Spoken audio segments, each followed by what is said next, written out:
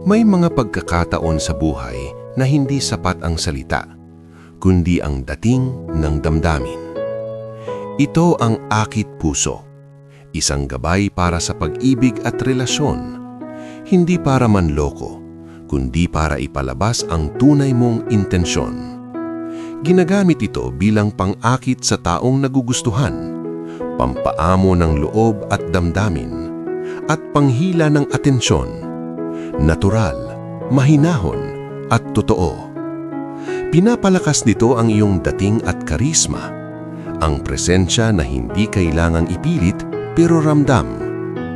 Para sa mga nagnanais na patagagin ng relasyon, maibalik ang dating sigla ng pag-ibig, o maayos ang lamat na dulot ng panghihimasok ng iba.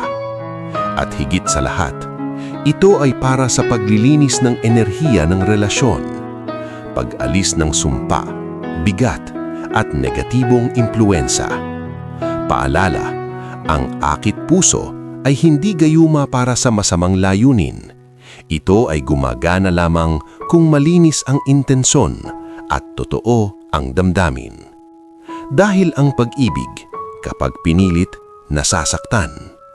Pero kapag inalagaan, kusang bumabalik. Akit puso.